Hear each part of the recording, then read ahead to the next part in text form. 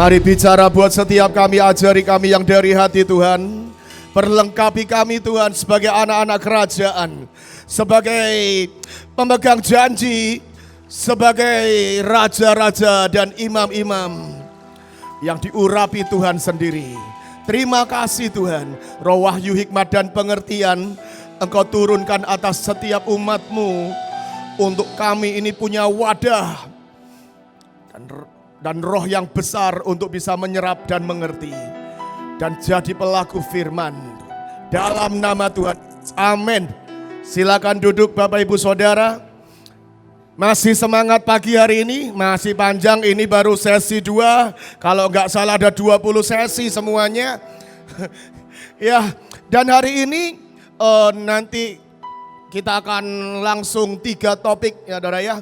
Tapi kami akan bahas tentang yang namanya ISO, saudara. ISO itu kalau di dunia International Standard Operation. Jadi perusahaan-perusahaan itu ada standarnya. Misalnya banking, perbankan, maka mereka punya standar untuk customer service, untuk layanan. Layanan yang baik itu begini loh. Servis pelanggan yang baik itu begini loh standarnya. Misalnya industri makanan, maka mereka punya standar operationnya sendiri. Gimana caranya mengolah makanan, pabrik makanan yang hygiene, yang sehat, yang bersih, yang layak diekspor bahkan mungkin. Dan itu adalah standar saudara. Ada standar yang harus dipenuhi. Tapi tahun ini Tuhan itu ngajarin kami, nggak cuma yang di dunia, nggak cuma yang di marketplace, nggak cuma yang di sekuler ada standarnya. Tapi kita ini sebagai anak-anak Tuhan, orang-orang yang di industri customer service aja, industri layanan, industri jasa, mereka ada standarnya. Perusahaan yang baik itu bagaimana?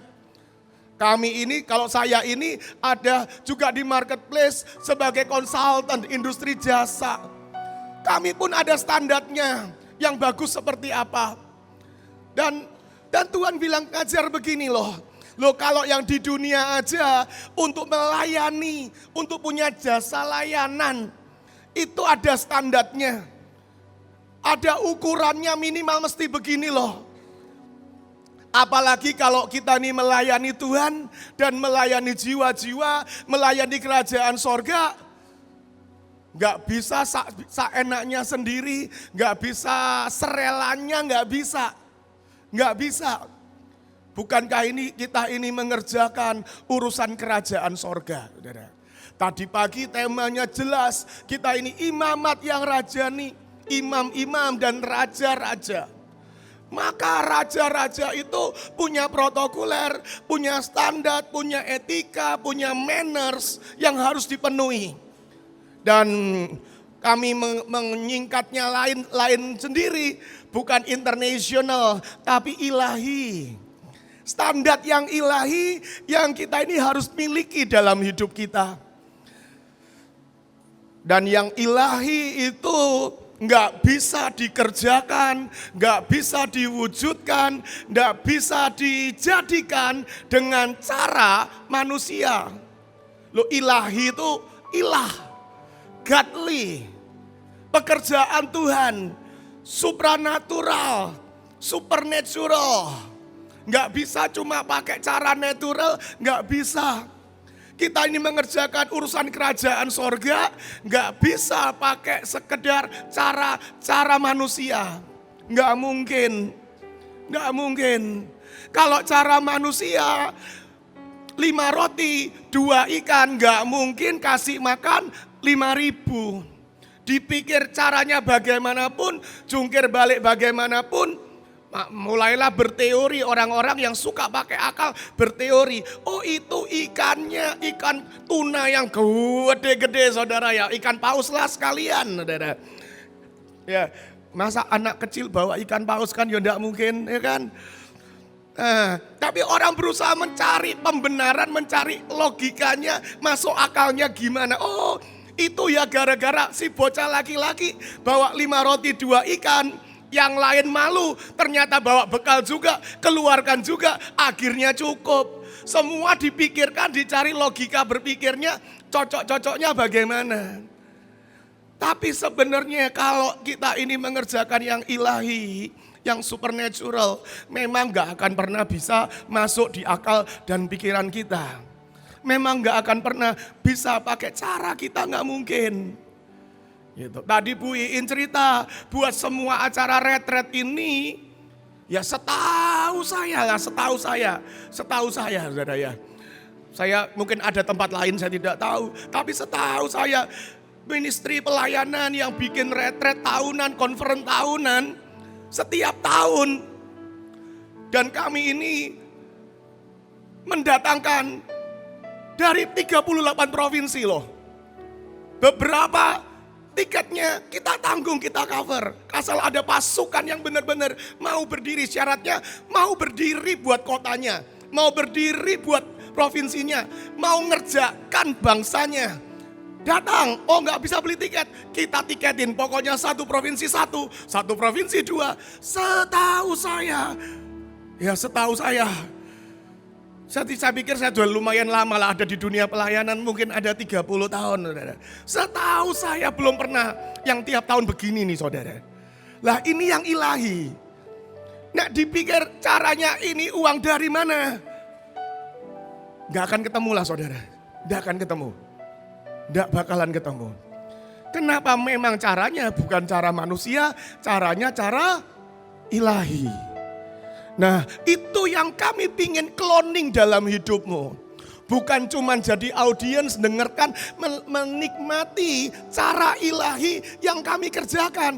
Tapi diklon, di copy paste. Nanti pulang ke daerah, pulang ke kota, melakukan yang sama. Bahkan lebih besar. Kalau kerjakan pelayananmu di daerah, jangan pakai cara manusia lagi. Ya, setiap kali saya ini ada di daerah, kami mau buat KKR, berkomunikasi dengan pasukan di tempat yang sering saya dengar ya. Begitu kami cerita kami mau buat ini KKR 3.000 tepi laut di lapangan, di GOR 5.000. Maka selalu di challenge, Pak, budgetingnya bagaimana? Itu berarti dari awalnya udah pakai mikir cara kalkulator manusia. Padahal kami ini nggak pernah ke bangsa-bangsa, ke kota-kota, ke benua-benua. Nggak pernah kita ini di awal mikir ini kira-kira budgetnya berapa. Nggak pernah. Yang kita lakukan start pertama apa? Pemetaan. Doa ngadep Tuhan berjam-jam. Tuhan hatimu ini buat bangsa ini apa? Waktu kami diutus ke satu bangsa, tahun ini saya dapat ke Eropa, Yunani dan Bulgaria. Dan kami tidak punya kontak di sana. Bulgaria itu bahasanya lain sendiri. Bulgaria itu kalau ngangguk artinya tidak. Geleng artinya iya, lain sendiri saudara. Dan sampai di sana bahasanya lain saudara. Inggris bukan, apalagi Jawa. Gak bisa di sana. Channel gak punya, kontak gak punya. Kami coba hubungin, cuma ketemu satu kontak. 5 hari satu kontak, wah bakal nganggur ini. Tapi yang ajaib, begitu saya nyampe di Bulgaria, di stasiun busnya tengah malam loh. Tengah malam jam 10-11 malam waktu sana. Tiba-tiba saya ini turun di terminal. Ada satu orang Bulgaria, besar banget saudara. Karena salah satu di Bulgaria itu terkenalnya gulat saudara. Benar-benar gede saudara. Kayak benar-benar orang yang potongannya benar-benar bodybuilding. Dan kemudian yang aneh begini loh. Tiba-tiba dia itu berhenti nih. Kami ini lagi turun koper di terminal. Nungguin jemputan. Tiba-tiba orang ini lewat, dia bilang, kalian dari mana? Pakai bahasa Inggris, yang ini puji Tuhan bisa bahasa Inggris. Kalian dari mana? Kalian apakah orang Kristen? Kalian ini apakah dari gereja? Dan kemudian dia bilang gini, karena tadi saya ini sebenarnya dalam perjalanan pulang, tiba-tiba Tuhan bicara di hati saya, kamu mampir beli minum. Aus kan gitu kan, suruh mampir beli minum saudara. Dia mampir beli minum dari minimarket di terminal itu. Dia pegang minumannya, ngelewatin kita, katanya bulu kuduknya merinding semua. Dilanda hadirat Tuhan yang sangat kuat.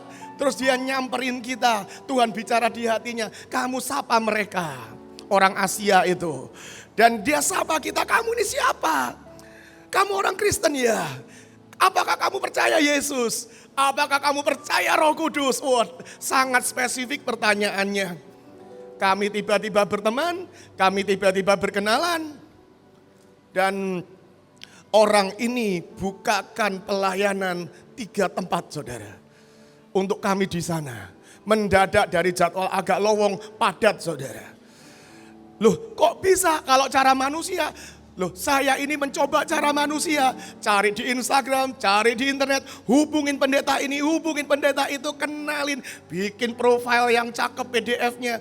Kami lakukan yang natural. Yang dibales, yang disebar 5 apa 6, yang dibalas cuma 1 saudara. Yang lain berkata sibuk, kami punya acara lain, gak bisa ini, gak bisa itu. Dan waktunya gak cocok. Ternyata di terminal Tuhan sudah kirimkan pelayanan malaikat. Ada orang Bulgaria disuruh beli minum saudara di terminal itu. Nah itu namanya cara ilahi. Cara ilahi, nah cara kerja kita mengerjakan yang ilahi, perkara-perkara yang ilahi, perkara-perkara kerajaan sorga, gak bisa lagi pakai cara manusia.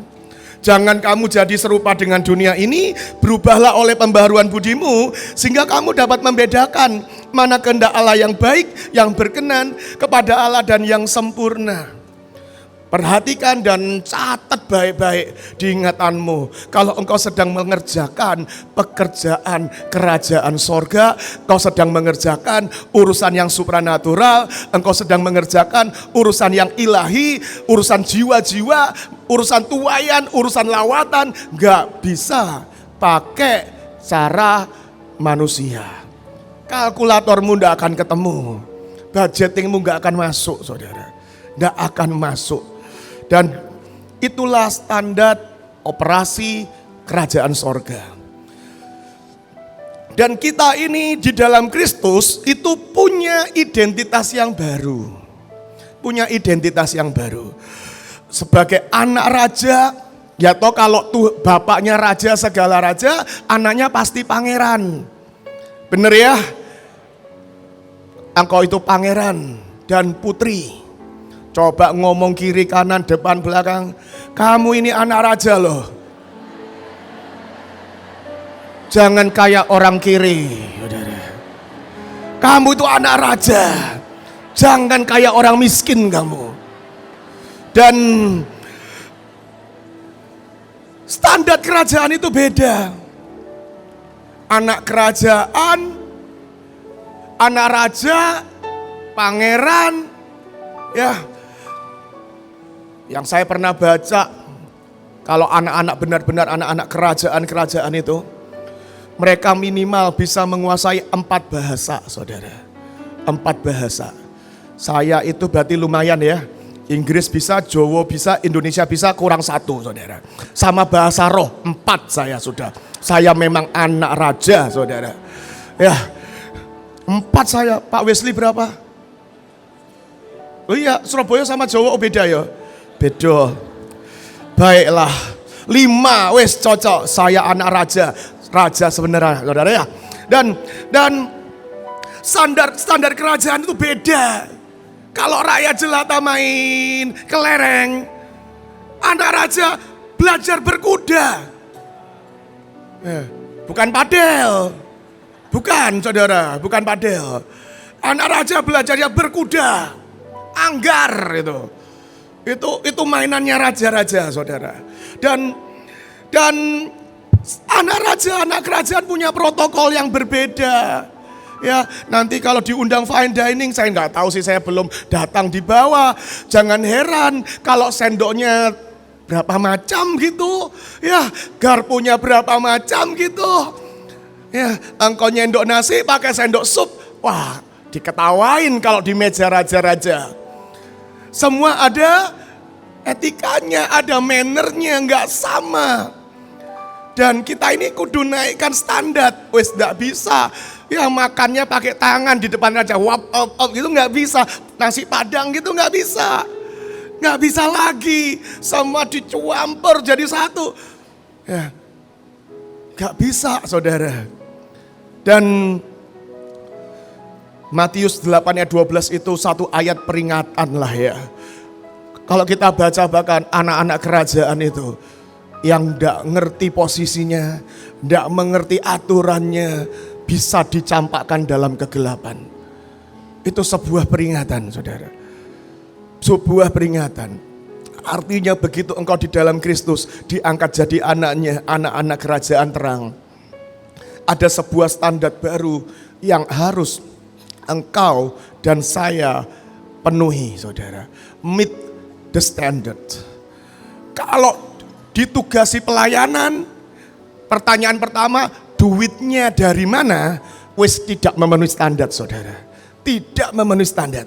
Kami di Mahanaim dididik, kasih tugas apapun. Tadi ibu tadi cerita kan ya, gak ada duit pun, gak berani ngomong, cuman manyun-manyun dikit saudara. Kasih kode pakai raut muka dikit, pancarin gelombang saudara. Tapi ngomong terus terang, wah itu haram saudara. Haram. Kebanggaan kami ini dikasih tugas. Ya, dikasih tugas, dikerjakan, bayar sendiri. Itu honor itu. Itu derajat kami, itu martabat kami di tempat ini. Itu martabat kami di rumah ini saudara. Untuk acara besar seperti ini, kita ini bagi tugas. Kita bagi tugas, kamu urus makanan jemaat. Kamu urus makanan panitia. Kamu urus hotel. Kamu urus jemputan. Kamu bayarin tiket semuanya. Kamu urus produksinya. Itu artinya kami harus mikir biayanya, kosnya dari kami saudara. Usahakan semaksimal mungkin. Kalau bisa ini gak usah lapor saudara. Gak perlu. Gak pernah kami selesai udahan begini kasih laporan keuangan ke ibu. Gak pernah saudara. Tahu beres. Tahu beres. Itu yang kau harus bawa ke kotamu. Itu yang kau harus bawa ke provinsimu. Kalau Tuhan, kalau ada perintah dari yang di atas, yuk visinya ngerjakan ini. Ini penting saudara. Kalau dikasih tugas, kasih kerjaan, pertanyaan pertama sudah nanti duitnya dari mana? Itu berarti sudah tidak memenuhi standar saudara. Sudah tidak memenuhi standar kerajaan sorga. Oh pangeran kok. Pangeran tuh gak kere saudara. Amin. Ya. Dan standar yang kedua, sebagai anak Tuhan, hidupmu tuh harus bijaksana. Perhatikan dengan seksama bagaimana kamu hidup, jangan seperti orang bebal, tapi seperti orang arif. Ya kalau dikandani, kalau diomongin ini, dikasih tahu, dinasehati di retret seperti ini, diberitahu di retret seperti ini, diajarin. Jangan bebal, jangan keras kepala. Keras kepala itu tandanya apa? Tiba-tiba di hati muncul tapi kan, itu artinya engkau bebal, tidak bisa diajari. Kami ini di tempat ini belajar, belajar. Ada satu kata haram diucapkan ke pemimpin kami, tapi. Tanya semua pemimpin di tempat ini, itu kata haram diucapkan. Kasih perintah, tapi bu, kamu salah, tapi ini nggak benar, hadirat Tuhan tidak kuat, tapi itu sudah, engkau nggak bisa belajar. Orang bijak nggak beralasan, orang bijak mau belajar, orang bijak mau berbenah. Jangan bebal, jangan keras kepala, jangan mau sendiri. Hidup kita sudah bukan milik kita lagi. Tadi siapa yang maju 100% buat Tuhan? Ayo angkat tangan yang tadi maju. Hidupmu bukan punyamu lagi loh. Ya, hidupmu itu punya Tuhan. Maka kita ini harus hidup pakai cara dan standarnya Tuhan. Bijaksana itu artinya, makanya saya taruh gambar catur di sana. Kenapa? Bijaksana itu mikirnya jauh ke depan. Enggak cuma sesaat hari ini. Tapi mikir nanti kalau setelah ini nanti bagaimana. Semua dipikirkan. Bahkan mikirnya rentangnya sampai kekekalan. Kalau aku lakukan ini dampak kekekalannya itu apa? Enggak mikir untuk kepentingan dan kesenangan sesaat. Tapi mikirnya jauh ke depan, bahkan rentangnya dipikirkan sampai dampak kekekalan. Yang berikutnya, setiap kita itu punya panggilan. Di situ ada gambar berbagai orang dengan profesi dan jubahnya. Polisi punya jubah, pilot punya jubah, dokter punya jubah, atlet punya jubah, pendeta punya jubah. Semua ada jubah dan panggilannya. Dan setiap jubah itu ada paketnya. Dengar baik-baik. Ya, setiap jubah ada paketnya. Salah satu yang saya tahu di Alkitab tertulis, seorang penilik jemaat harus. Artinya kalau engkau ini pakai jubah gembala, pendeta, pemilik jemaat, di dalam jubahmu ada paket harusnya. Begitu seseorang dilantik, disumpah dokter, maka dalam jubahnya ada paketnya. Paketnya apa? Lihat orang sakit, orang sekarat, apapun urusanmu harus mendulukan yang sakit, menyelamatkan nyawa. Amin. Nah, kalau engkau adalah imam mat yang rajani, maka dalam panggilanmu juga ada paketnya. Kalau lihat dengar Aceh ada masalah, ada musibah. Lah kalau seorang imam gak cuman forward berita. Kalau seorang imam akan langsung sujud berdoa, minta pendamaian, Tuhan beri anugerah. Selamatkan, ampuni. Jangan sampai orang mati banyak binasa tanpa dapat anugerah. Itu imam. Lah itu sudah standarnya. Nah kalau engkau mengaku, oh panggilanku ini raja-raja, maka sudah panggilanmu untuk hidupmu mengurus saudara. Men-take care hidupnya orang lain. Kalau ada yang susah datang kepadamu sudah gak bisa, itu kan urusanmu sendiri. Kamu kena masalah juga salahmu sendiri. Gak bisa. Seorang raja urusannya sudah bukan RT-nya, bukan rumah tangganya. Seorang raja akan ngurusi bangsa. Maka hidupmu ini sudah bukan milikmu lagi, selain milik Tuhan, hidupmu akan dipakai mengurus orang lain. Kalau engkau seorang worship leader, seorang penyembah, ya sudah ada paketnya. Ya, termasuk jaga suara, ya, menghindari gorengan, itu paketnya. Kalau sudah mau acara begini, tim-tim MOG ini luar biasa. Sesi mereka bisa di atas 10 nyanyinya. Maka mereka ini benar-benar standar operationnya. Yang jasmania, yang alamiah, yang natural, ya harus jaga suara. Ya. Atau meres jeruk atau apapun. Lemon, anget saudara, dan madu mungkin. Apapun, semua ada standarnya. Tapi yang ilahi, ya mereka harus punya penyembahan pribadinya. Sebelum punya public worship, harus punya private worshipnya. Itu sudah standarnya. Paketnya dalam jubahnya. Banyak orang mau cuman paketnya, paket otoritas dan privilege-nya. Tapi bagian tanggung jawab, bagian cawannya, bagian kewajibannya, kalau bisa orang lain yang ngerjain. Gak bisa begitu. Udah paketnya dan standarnya dalam jubah dan panggilan. Paulus bilang kamu harus hidup berpadanan, seimbang, selaras, sesuai panggilanmu. Amin saudara. Kalau kau seorang pengkhotbah, panggilanmu saya seorang pengkhotbah, berpadanan dengan panggilan, ya saya ini dengerin khotbah banyak juga. Saya akan baca Alkitab. Maka itu namanya hidup berpadanan.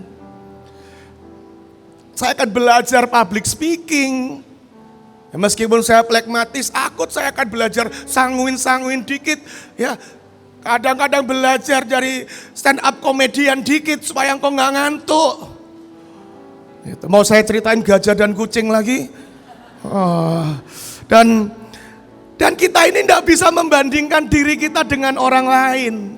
Kenapa? Panggilannya beda, jubahnya beda, paketnya beda.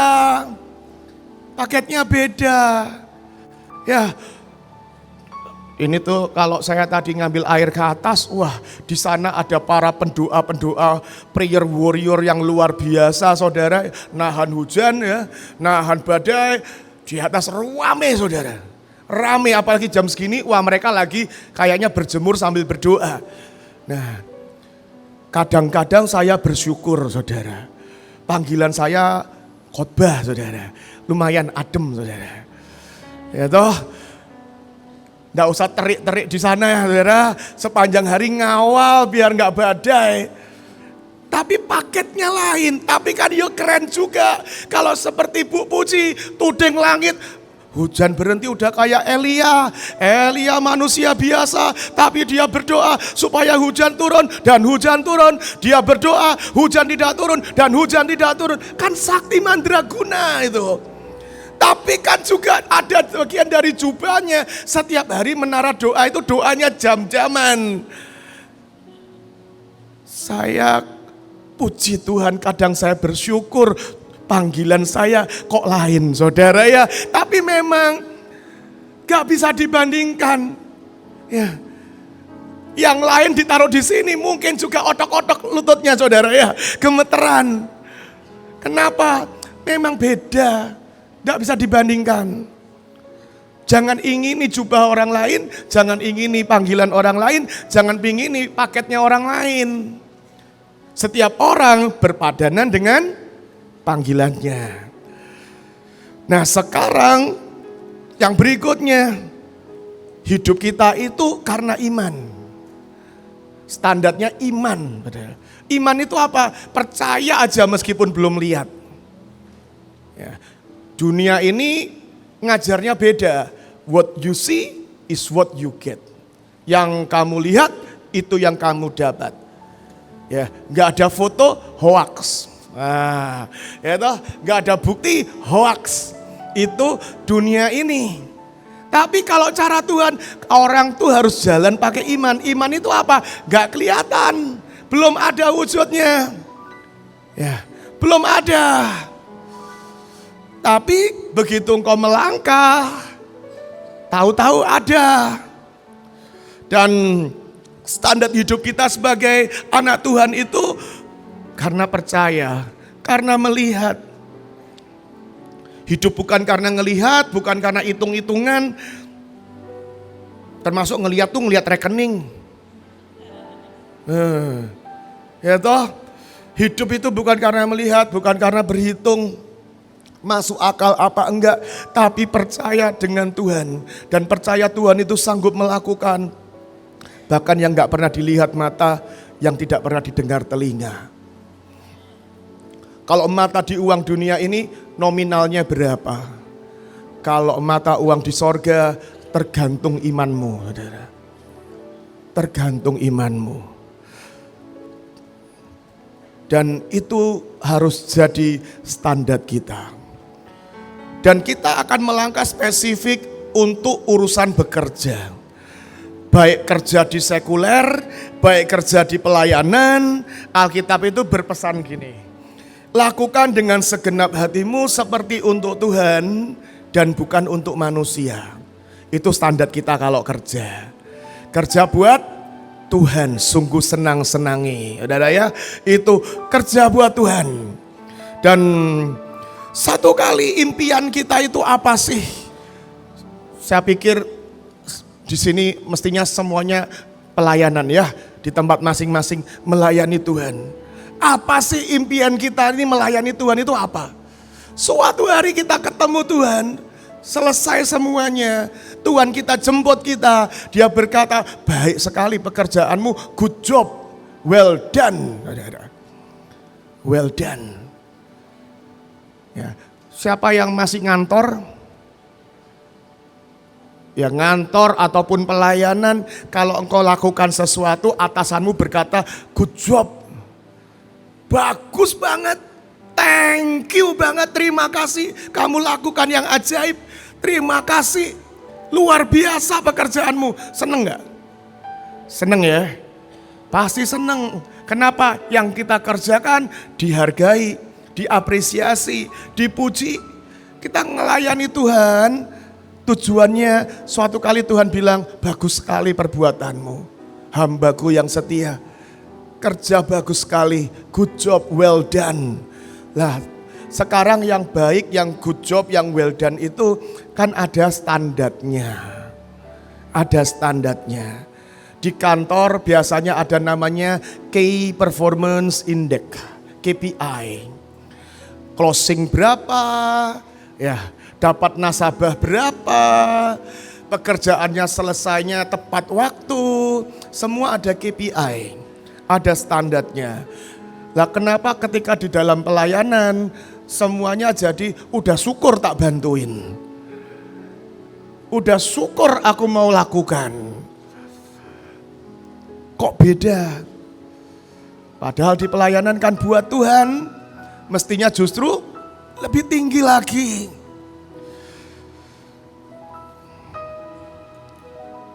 Sesungguhnya Tuhan juga punya standar untuk berkata good job, well done. Saya ini di gereja, pengerja saya itu mungkin 95%. Waktunya udah tinggal 15 menit. Slide saya masih 10. Pekerja saya itu 95% bukan full timer, volunteer. Nah, siapa yang di sini volunteer di pelayanan? Ayo angkat tangan yang volunteer. Volunteer itu bukan berarti boleh kerja sesukamu dan berkata, udah syukur tak bantuin. Beneran. Lakukan untuk Tuhan, saudara. Ya. Nah, saya dengan cepat, Tuhan itu ngajarin dalam hidup saya. Siapa yang mau hidupnya ini kerjanya cepat, naiknya cepat. Nah, saya ini belajar ada satu hal yang saya pegang sejak masa muda. Saya dengar ini ketika saya masih muda di gereja saya di Surabaya. Dan ini membekas sekali, menanam sesuatu di hidup saya. Saya sebut metodenya namanya fast, cepat. Cepat saudara, siapa yang mau naiknya cepat, terbang dengan cepat, dipromosi Tuhan. Nah, saya kasih rahasianya saudara. Yang pertama fast saudara. Fast itu F-nya itu faithful. Setia, tekun, dapat dipercaya. Yang akhirnya dituntut standar dari pelayan-pelayan adalah mereka dapat dipercayai saudara. Dapat dipercayai. Kalau anggaran dibengkak-bengkakkan itu bisa dipercaya apa tidak? Kami ini keliling Indonesia saudara. Masih ada aja dibengkak-bengkakkan. Tidak ada di sinilah orang-orangnya ya. Tapi kalau ada pun bertobat saudara. Yang dikehendaki dari pelayan-pelayan adalah apa? Kamu dapat dipercayai. Setia, loyal, tidak mendua hati. Tekun meskipun harus menjalani proses yang panjang. Ada rintangannya, ada kesukarannya. Tidak menyerah dan punya mental can do attitude. Sama juga kami ini dididik di tempat ini. Ditugasin apapun, yes ma'am. Yes ma'am. Iya bu, bisa. Bisa aja dulu pokoknya bisa. Ya. Iso ra iso kudu iso pokoknya. Itu mentalnya. Mentalnya harus begitu. Dan dapat dipercayai. Yusuf contohnya diberi pekerjaan apapun, dikasih tanggung jawab apapun. Alkitab tuh nulis gini, tuannya tahu beres. Tuannya tidak perlu mikirkan apa-apa, tahu beres. Nah itu standarnya kita. Kalau dikasih tugas, tahu beres. Bukan bikin chaos saudara dan ibu dan pemimpin dan bapak gembalamu harus kemudian beresin masalah lagi. Tahu beres, ada masalah pun beresin.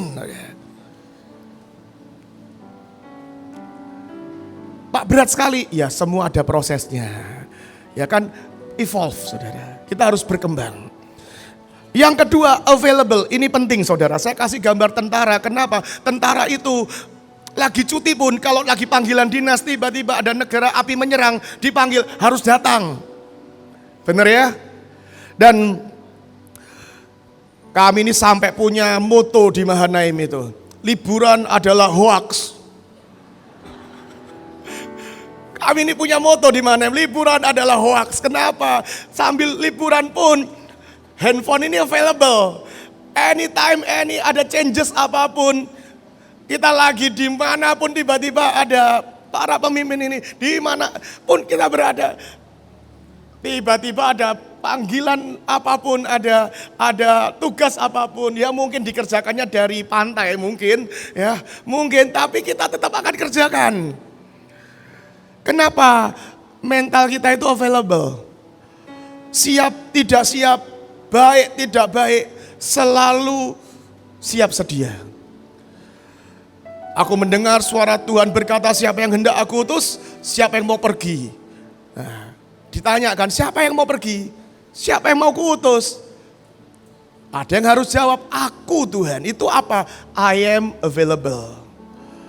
Menyediakan diri buat hadir saat dibutuhkan, siap sedia, baik tidak baik waktunya. 2 Timotius 4 ayat 2. Komitmen untuk berikan dan mendedikasikan waktu, tenaga, pikiran, doa, dan segala yang terbaik. Sekali lagi saya bicara pada engkau yang berkata, aku ini volunteer di gereja.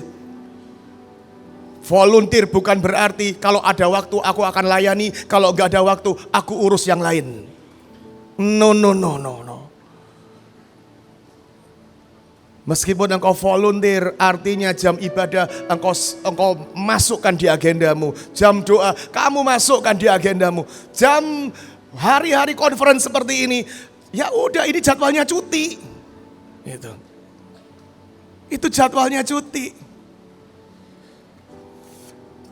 Bersedia untuk mengerjakan bagian yang susah. Dan bersedia mengambil resiko. Saya ini hormat, bangga banget dengan Pak Joshua. Kenapa setiap kali kita ini bagi-bagi tugas, beliau ini selalu ngambil bagian yang paling susah. Bagi-bagi bangsa negara, udah kalian pilih dulu, sisanya yang aneh-aneh, antah berantah, biar saya yang kerjakan. Ini luar biasa, ini keren banget loh saudara. Ya, maka yang negara-negaranya ini asik, bisa sekalian jalan-jalan, bisa sekalian jajan. Itu laku duluan. Oh ini yang paling deket, tiketnya murah. Regional ini. Southeast Asia itu laku duluan, semua cepet-cepetan saudara. Nanti beliau ini akan ngambilnya aneh-aneh. Burundi. Ya toh. Saya nggak yakin itu yang Bapak Ibu semuanya tahu itu negara ada di mana itu. Burundi, Kenya, negara yang aneh. Dan beliau ini berkata, udah kalian pilih dulu. Nanti sisanya yang aneh-aneh, yang susah-susah, yang kesananya harus transit 3 kali, saya yang ambil. Yang berikutnya submission saudara. Taat tunduk untuk mewujudkan, menjadikan visi. Taatilah pemimpinmu, tunduklah pada mereka. Penundukan diri itu paling susah saat apa? Pendapat kita beda. Benar gak? Pendapat kita beda. Apalagi kalau pendapat kita lebih benar. Pernah gak merasa pendapatmu lebih benar dari pemimpinmu? Saya pernah. Ternyata saya yang salah. Dia yang benar. Seringkali yang kamu pikir benar itu ujungnya ternyata salah, saudara. Ada hitungan-hitungan komponen yang engkau tidak lihat.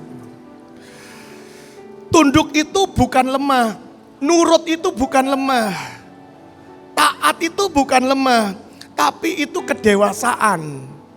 Meskipun di sini masih ada pertanyaan, milih nurut itu dewasa.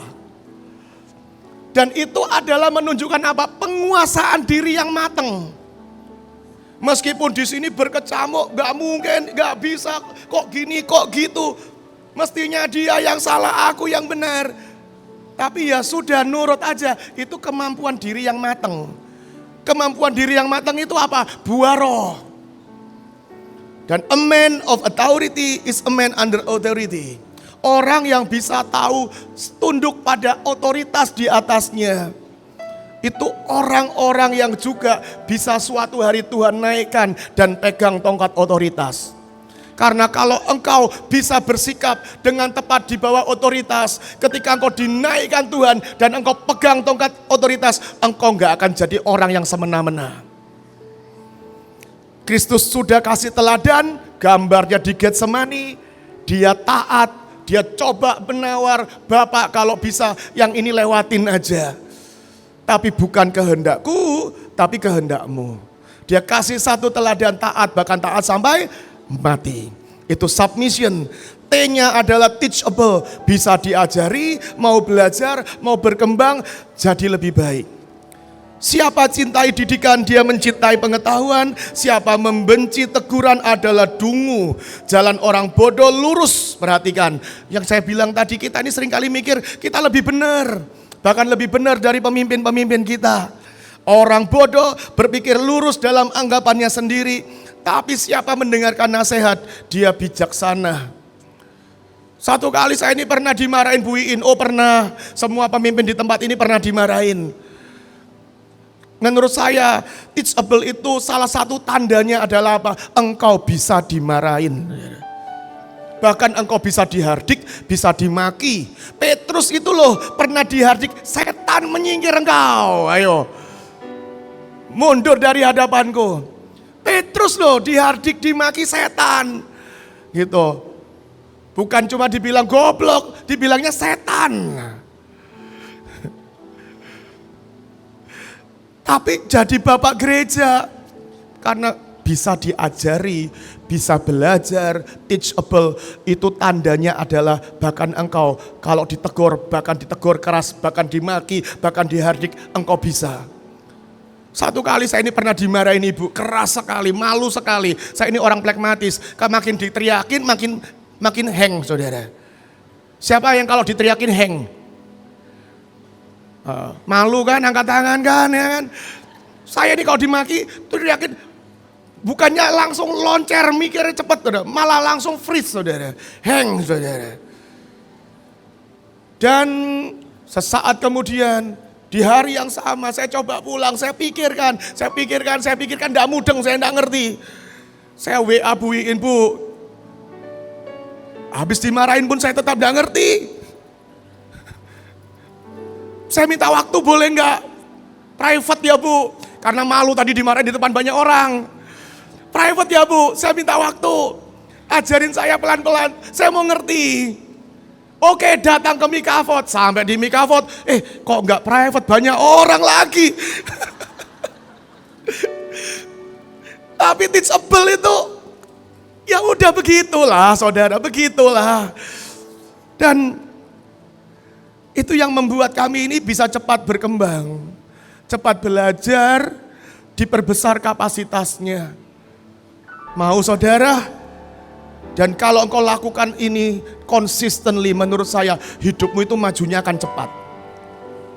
Gak mutungan soalnya. Dimarahin, ngilang dulu 3 bulan. Lambat, jalanmu akan sangat lambat. Akan sangat lama. Dan saya tutup dengan ini, Pak, itu kan cepat. Kalau pengen sangat cepat gimana? Ya udah, tambahin depannya very fast, saudara. Engkau harus sangat setia, sangat tekun, ya kan? Kalau biasanya setahun izin liburan hari Minggu ke gerejanya 1 kali. Kalau sangat tekun, sangat setia, jangan liburan hari Minggu. Nah, udah gitu. Kalau pusing dikit, jangan ngilang, jangan gak hadir. Gitu. Dan kami ini punya standar loh saudara ya. Kalau kami ini asal gak yang geletak gak bisa bangun aja, kami akan datang kok. Kami ini akan datang. 1 kali saya ini kebanyakan makan emping dari Temanggung itu saudara. Asam urat naik, jempol saya sakit saudara. Ini cerita sungguh saudara, di gereja saudara. Pas ibadah Yom Kippur saudara. Lah Yom Kippur biasanya kan sidang ilahi saudara ya. Holy kabut-kabut ya saudara. Lah tiba-tiba Bu Iin ini khotbah di Hanane El Cinta. Tiba-tiba senggol saya fan. Tuhan maunya pesta kesembuhan. Kamu maju altar call orang sakit. Kaki saya cenut-cenut, please not today. Lain hari aku lakukan, please not today, jangan hari ini. Gak bisa, standarnya gak begitu. Maka saya gak tahu lah ibu lihat saya kepincang-pincang tidak. Tapi saya maju, siapa yang sakit maju ke depan, saya mau berdoa. Banyak yang maju, orang yang pertama saya tanya, ibu sakit apa? Kaki saya sakit. Saya doakan dia. Ayo Bu, lari sama saya. Saya lari muter gereja. Saya muter 2 kali. Bukan untuk memastikan dia. Memastikan kayak kaki saya nggak sakit saudara. Dia beneran sembuh. Selesai ibadah. Bengkak lagi kaki saya saudara. Siap sedia, baik tidak baik. Waktunya. Amin. Engkau harus bahkan sangat gak bisa Bu, jangan hari ini Bu, jangan hari ini. Gak bisa. Gak bisa. Dan itulah saudara, kalau engkau mau sangat cepat, tambahin semuanya ekstra. Ada di situ Usain Bolt, pelari paling cepat. Rekor dunia 100 meter, 200 meter sejak terakhir tahun 2009 kalau nggak salah. Sampai hari ini sudah 16 tahun, berarti belasan tahun belum ada yang menyamai dia, ngalahin dia. Usain Bolt, dia bilang begini, I train 4 tahun, saya berlatih 4 tahun untuk lari 9 saudara. Kalau lari 100 meter itu hitungannya cuma 10 detik. Dia bilang, saya latihan 4 tahun untuk bisa mencapai level ini. 4 tahun setiap hari. Pelatihnya tuh sempat bilang, kamu ini kayaknya kurang cocok loh jadi pelatih sprinter. Kamu ini cocoknya jadi pelari jarak jauh. Tapi dia berkata, aku tahu aku mau beat the record. Aku ini mau jadi manusia tercepat. Kalau mau jadi manusia tercepat harus lari 100 meter. Dan dia bilang, aku akan terus berlatih. Kurangku di mana? Coach, kurangku di mana? Oh, kamu startnya terlalu lama.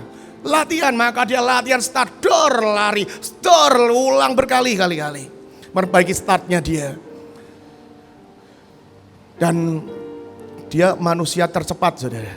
Sampai hari ini rekornya ini belum pecah. 100 meter, 200 meter, dia berkata, aku tekun berlari, tekun latihan 4 tahun, cuma buat pertandingan 9 detik saudara.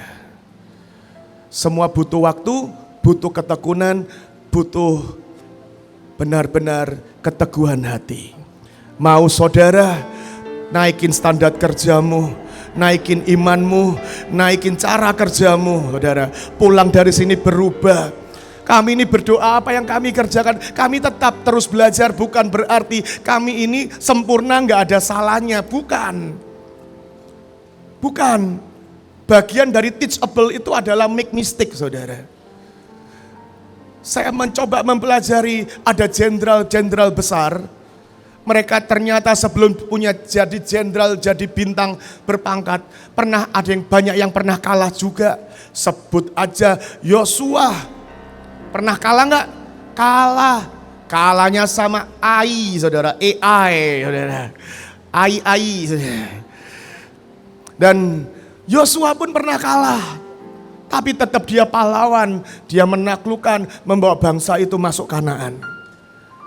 Menurut saya, teachable itu adalah bahkan kalaupun kau salah, kalaupun kau kalah, wake up, get up again, lari lagi, menang lagi.